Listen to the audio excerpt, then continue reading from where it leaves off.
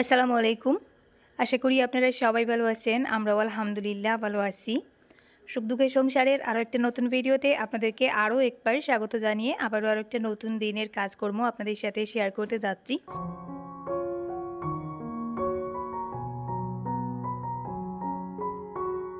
ভিডিওটা বেশি একটা বড় না, তাই রিকোয়েস্ট করব স্কিপ না করে একটু ধৈর্য সহকারে শেষ পর্যন্ত দেখার চেষ্টা করবেন। ইনশাআল্লাহ আজকের ভিডিওটা আপনাদের কাছে খারাপ লাগবে না, অনেক বেশি ভালো লাগবে।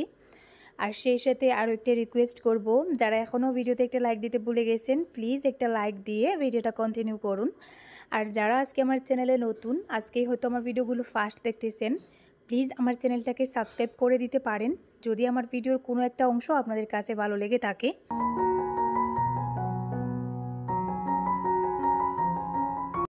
আজকে আবারও চলে এলাম সবজির বাগানে।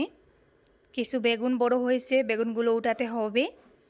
বাসায় শীতকালীন সব সবজি প্রায় শেষের পথে। লাউর গাছগুলো বুড়ো হয়ে গেছে, এখন আর লাউ হচ্ছে না। সেই সাথে শিমের গাছগুলো বুড়ো হয়ে গেছে। 2-1 দিনের ভেতর শিম গাছগুলো কেটে ফেলা হবে। তো এখন শীতকালীন সবজি বলতে বাসায় একমাত্র এই বেগুনটাই আছে, আর সেই সাথে এখনও টুকটাক কিছু টমেটো আছে। আমার এখানে কয়েকটা প্রজাতির বেগুন আছে। এই যে বেগুনগুলো দেখতে পাচ্ছেন একেবারে ছোটো ছোটো লম্বা লম্বা সাইজের হয়, আর এক গাছে কিন্তু অনেক বেগুন হয়। তো ওই চারাগুলো আমার বাবার বাসা থেকে আনিয়েছিলাম, দেখতেই পাচ্ছেন একেবারে ছোটো ছোটো লতার মতন বেগুনগুলো। তো মাত্র কয়েকটা গাছ হয়েছে। তো আমি ওই গাছগুলো থেকে একটু বীজ সংরক্ষণ করে রাখতে চাচ্ছি, যাতে সামনের বছর চারা করাতে পারি।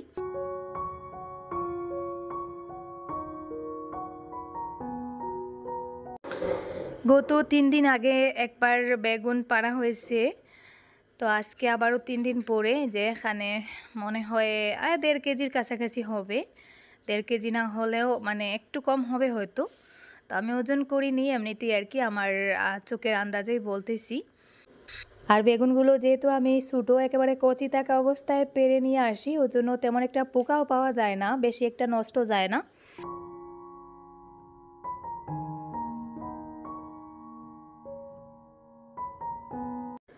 তো যাই হোক, আমি এখন বেগুনগুলো কাটবো। এখানে যেহেতু বেগুনের পরিমাণটা একটু বেশি আছে, তো আমি অর্ধেকটা দেশি আলু মিক্স করে রান্না করব আর অর্ধেকটা ভাজি করব।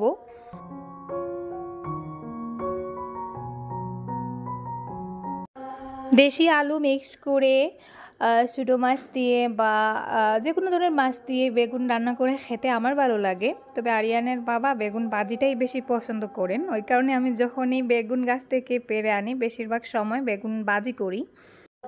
আমার ছেলেও বেগুন ভাজিটা পছন্দ করে, ওই জন্য আর কি ওদের পছন্দটাকেই বেশি প্রাধান্য দেই। আমি যেহেতু একা আর ওরা দুজন, আর আমি যে বেগুন ভাজি পছন্দ করি না এমনটা না, তবে বেগুন রান্নাটাও পছন্দ করি। তো আপনারা অনেকেই বলেন যে আপু বেগুন গাছ থেকে উঠিয়ে এনে প্রতিদিন ভাজি করো কেন, ভাজ দিয়ে রান্না করলেও তো খেতে ভালো লাগবে। তো সমস্যা হচ্ছে এটাই, আমি আর একজনের জন্য রান্না করি না। তো এই যে আমি রান্নাটা বসিয়ে দিয়েছি। কয়েকটা ছোটো ছোটো দেশি আলু অর্ধেকটা করে কেটে দিয়েছি। বেগুনের সাথে দেশি আলুটা কিন্তু ভালো মানায়। আর আজকে আমাদের বাসায় একটা পার্টি আছে, আর ওয়াহিদারাও আজকে রোজা নয়, মানে ওরা সবকটা রোজা রাখে না। তো ওদেরও তরকারি শেষ হয়ে গেছে, দিনের বেলা খাবার খেতে হবে, ওর জন্য ভাবলাম তরকারিটা একটু আগেই রান্না করি। তো ওরাও দিনে খাবার খেতে পারবে, আর রাতের বেলা আমিও না হয় একটু খেয়ে নেব। তো ওয়াহিদা আর রাহিলা ওরা কিন্তু সবকটা রোজা রাখে না, ওদের বয়স 10 বছর। তবে মাঝে মধ্যে আর কি কিছুটা রাখার চেষ্টা করেছে। আর বেগুনটা আমি দেশি মৃগা মাছ যেটা লোকাল, তো ওইটা দিয়ে রান্না করব। একটু ছোটো মাছ বা চিংড়ি মাছ হলে বেশি ভালো হতো। তো চিংড়ি মাছটা এখন আর বাজারে পাওয়া যায় না, রমজান মাসে তো আর একদিনও পাওয়া যায়নি। আমি অনেক খোঁজ করেছি ডাটা খাওয়ার জন্য, কিন্তু পাইনি। তো একটু আগেই বলছিলাম আজকে আমাদের ঘরে একটা পার্টি আছে, পার্টি বলতে একটা ইফতার পার্টি আছে, আর মোটামুটি কয়েকজন লোকের খাওয়া দাওয়া রেডি করতে হবে। ওই জন্য আর কি রান্না বান্নাটা ভাবলাম একটু আগেই সেরে রাখি। আর কয়েকজন লোককে দাওয়াত দেওয়া হয়েছে আর সেই সাথে আমাদের স্কুলের কিছু টিচাররাও আছেন। তো ওদেরকে আর কি একটা ছোটোখাটো বলা যায় ইফতার পার্টি দেওয়া হচ্ছে, ওই জন্য ওইসবের এখন অ্যারেঞ্জমেন্ট করতে হবে। তো ওইদিকে বাজার থেকে এই যে ইফতারের কিছু টুকটাক জিনিসপত্র কিনে আনা হয়েছে। এখানে কার্টুনের মধ্যে কি আছে আমি খুলে আপনাদেরকে দেখাই। এটাতে মনে হয় জিলাপি আছে, ওই এটাতে জিলাপি, খেজুর আর মনে হয় নিমকি। আর এই যে উপরে জিলাপি আর নিচে নিমকি, আর এক পাশে মনে হয় এক সাইডে খেজুর দেওয়া। তো যাই হোক, এটা এখন রেখে দেই কারণ এটা এখন আর লাগবে না। আর আমার ওইদিকে রান্নাবান্না শেষ, এখন ইফতারের আয়োজন করতে হবে, মানে 25 জন লোকের আর কি ছোটোখাটো একটা অ্যারেঞ্জমেন্ট করতেছি। তো দেখা যাক কতটা কি করতে পারি। তো গড়ে আরও কিছু ফল আছে আমাদের ফ্রিজে, তো ওগুলো আর এখন বের করতেছি না, আপাতত মানুষ হিসাবেই আর কি ভাবলাম একটু কম করে রেডি করি। তো বাজার থেকে যেটুকু কিনে আনা হয়েছে ওইটুকুই এখন কাটাকুটি করে রাখবো। আসলে দাওয়াত দেওয়া হয়েছে, সবাই হয়তো নাও আসতে পারে, তো সেই হিসাবে আর কি একটু কম করে রেডি করতেছি। পরে যদি দেখা যায় মানে যাদেরকে দাওয়াত দেওয়া হয়েছে তারা সবাই আসতেছেন, তাহলে পরে আর কি আরও বের করে কাটবো। আসলে সব কিছু একসাথে কেটে কুটে রাখলে দেখা যাবে পরে আবার রমজান মাসে এতটাও খাওয়া যায় না, শুধু শুধু খাবারগুলো নষ্ট হতে পারে। তো এদিকে আবার মিষ্টি আনা হয়েছে, তো জাস্ট বাজার থেকে আনা হলো, আমি বের করে করে একটু দেখছিলাম আর আপনাদের সাথেও শেয়ার করলাম। তো ইফতার পার্টিটা আসলে আরিয়ানের বাবার তরফ থেকে ওনার স্কুলের টিচারদেরকে আর কি পার্টিটা দেওয়ার কথা ছিল, সেই সাথে আর কি আশেপাশের কয়েকজনকে আর কি দাওয়াত করা হয়েছে। তো এখানে কিছু লিচি আনা হয়েছে। আর আমি তো অসুস্থ, আপনারা জানেন, তো অসুস্থ অবস্থায় আর কি এইসবের আয়োজন করা, কারণ সবাইকে আমার অসুস্থতার আগেই দাওয়াত দেওয়া হয়েছে আজকের ডেটে। তো এখন তো আর অসুস্থ হয়ে বসে থাকলে হবে না, সবাইকে দাওয়াত দেওয়া হয়েছে, সেই জন্যই আর কি আমি গড়ে তেমন কিছু অ্যারেঞ্জমেন্ট করতে পারিনি। তারপরে অসুস্থ অবস্থায় আর কি টুকটাক কিছু রান্নাবান্না আছে ওগুলো করব, আর বিশেষ করে বাজারের ফল মিষ্টান্ন ওইসব দিয়ে আর কি মোটামুটি টুকটাক ছোটোখাটো একটা আয়োজন করতেছি।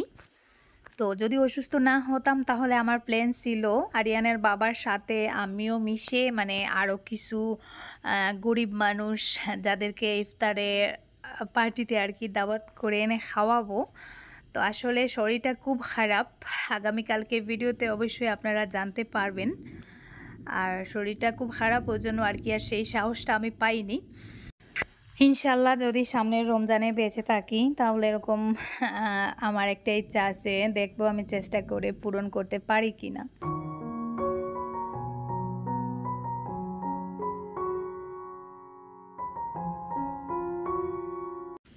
2 কেজি শসা আনা হয়েছিল, আমি এখানে 1 কেজি শসা কাটতেছি। আর শসা আবার বেশি করে কেটে রাখলে পরে দেখা যায় যদি মানুষের সংখ্যা কম পড়ে তাহলে ওগুলো আবার নষ্ট হবে। তো ওই জন্য ভাবলাম 1 কেজি কাটি, যদি প্রয়োজন হয় তাহলে পরে আরও কিছুটা কেটে নেব। আপাতত আমি 15 জনের হিসাবে আর কি সব কিছু রেডি করতেছি।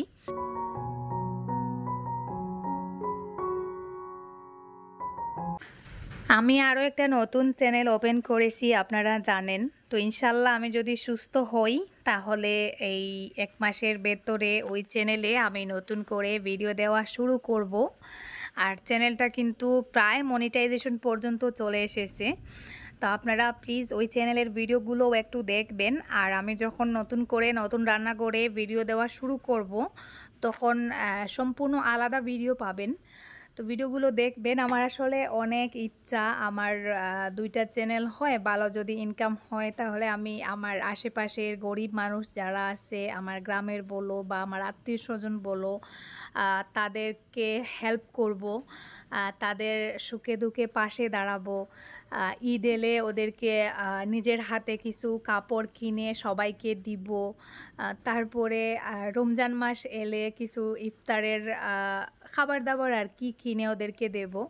আসলে মোট কথা বলতে গেলে শখ আছে কিন্তু সাধ্য নেই, তাই বেশি করে কিছু পারি না। তারপরে আমার যতটুকু সম্ভব আমার সাধ্যে কুলায় আমি চেষ্টা করি আমার আশেপাশের যারা গরিব মানুষ আছে বা আপনজন যারা একটু অভাবে আছে তাদের পাশে দাঁড়ানোর, তাদেরকে একটু হেল্প করার। তবে আমার অনেকটা ইচ্ছা আছে, স্বপ্ন আছে যে আমার 2টা চ্যানেল যদি আমি সামনের দিকে চালাতে পারি তাহলে আমি যে নতুন চ্যানেলটা ওপেন করতেছি সেটা থেকে আমার ওই শখগুলো ইচ্ছাগুলো আমি পূরণ করব। তো বাকিটা আল্লাহর উপর ছেড়ে দিলাম, ওনার ইচ্ছা। আর আপনাদের ভালোবাসায় সাপোর্টে যদি সম্ভব হয় ইনশাল্লাহ আমি চেষ্টা করব সামনের দিকে, আর আপনারা তো অবশ্যই ভিডিওতে দেখতে পাবেন।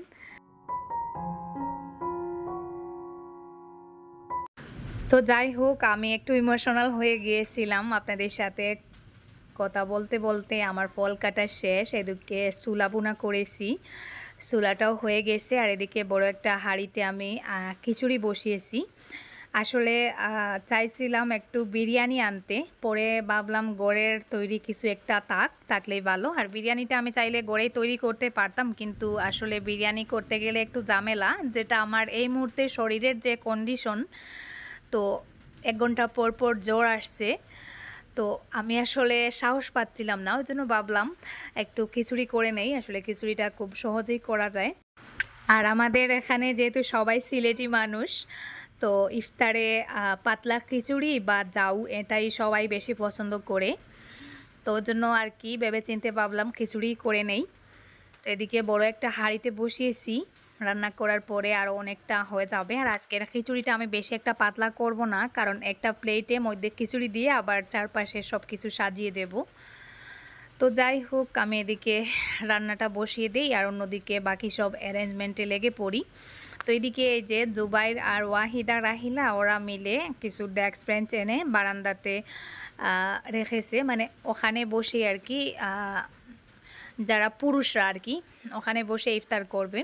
তো আসলে গড়ে অতটাও বসার জায়গা নেই, আসলে সোফাতে হয়তো 5-6 জন মানুষ বসতে পারবেন বা খাটের উপরে আরও 4-5 জন বসতে পারবেন। ওই জন্যই আর কি ভাবলাম বারান্দায় এখানেই দিয়ে দিই। আর যেহেতু উপরে লাইট আছে সমস্যা হবে না, তো বারান্দায় আর কি ব্যবস্থা করা হয়েছে। আর কবুতরটাও মনে হয় যে ইফতারের দাওয়াতে অলরেডি আগে থেকেই চলে এসে মানে টহলদারি করতেছে। তো এখানে আমি কিছু ডাল পেস্ট করেছি, ডালটা দিয়ে পকোড়া করব। এখানে মসুর ডাল নিয়েছি, দিয়ে দিয়েছি একটু পেঁয়াজ কুচি, কাঁচামরিচ আর হলুদের গুঁড়া, মরিচের গুঁড়া, ধনিয়া গুঁড়া, একটু ম্যাগি মশলা, আর দিয়ে দিচ্ছি একটু লবণ।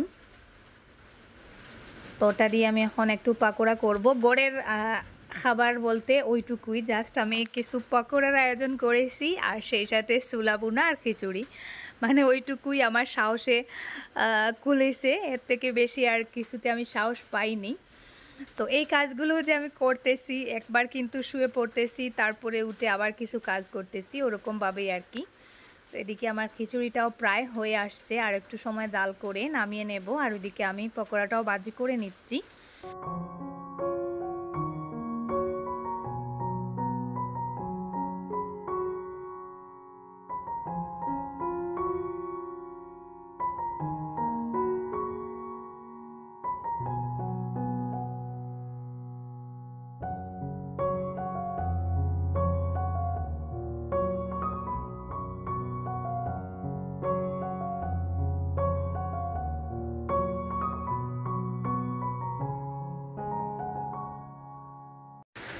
আপেলটা আমি আগে কাটিনি, রেখে দিয়েছিলাম।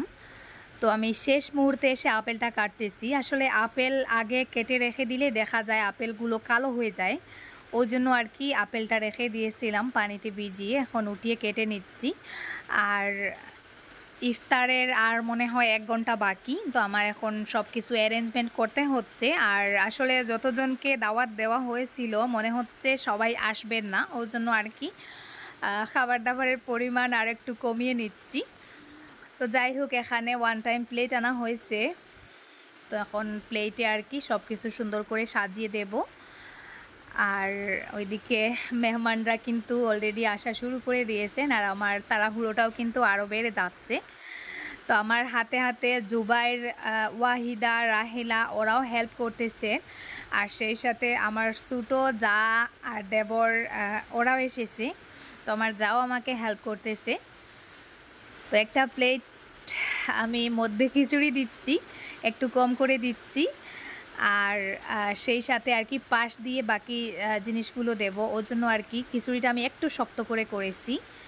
খিচুড়িটা আরও একটু সময় ঠান্ডা হওয়ার পরে আমি উপরে আর কি একটু করে সুলাবোনা দেব, আর পাশ দিয়ে একটা করে নিমকি দেব। তো আপাতত আমি যেগুলো দিচ্ছি সবকটা প্লেটে একই জিনিস দিয়ে যাচ্ছি। আসলে পরে দেখা যায় একটাতে জিলাপি দেওয়া হয়নি, একটাতে মিষ্টি দেওয়া হয়নি। তো ওই জন্যই আর কি যেটা দিচ্ছি একটা একটা করে আমি দিয়ে যাচ্ছি, পরে দেখে দেখে বাকিগুলোতে দেব। আসলে বাড়িতে বাড়তি কিছু মানুষ থাকলে সত্যি অনেকটা সুবিধা হয়। যেমন আমাদের গড়ে এখন ওয়াহিদা আছে, রাহিলা আছে, জুবাইর আছে। তো ওয়াহিদা এবং রাহিলাকে আমি যখন এনেছিলাম অনেকেই বলেছেন যে বাসায় কি এতিমখানা খুলে নিচ্ছ। তো এরকম অনেকে অনেক কথা বলেছেন, আমি কিন্তু কারো কথায় কান দেইনি। আর ওয়াহিদাকে আনার পরে আমরা যখন শুনতে পেলাম যে রাহিলাকে দেওয়ার ওদের ইচ্ছা আছে, তো আরিয়ানের বাবা শুনে বললেন যে নিয়ে আসো, সমস্যা নেই। একজন বাড়তি এতিম মেয়ে যদি আমাদের ঘরে খাওয়া দাওয়া করে বা মানুষ হয়, লেখাপড়া করে, তাহলে আমাদের কোনো সমস্যা হবে না, নিয়ে আসো। তো ওই জন্যই আর কি ওকে নিয়ে আসা।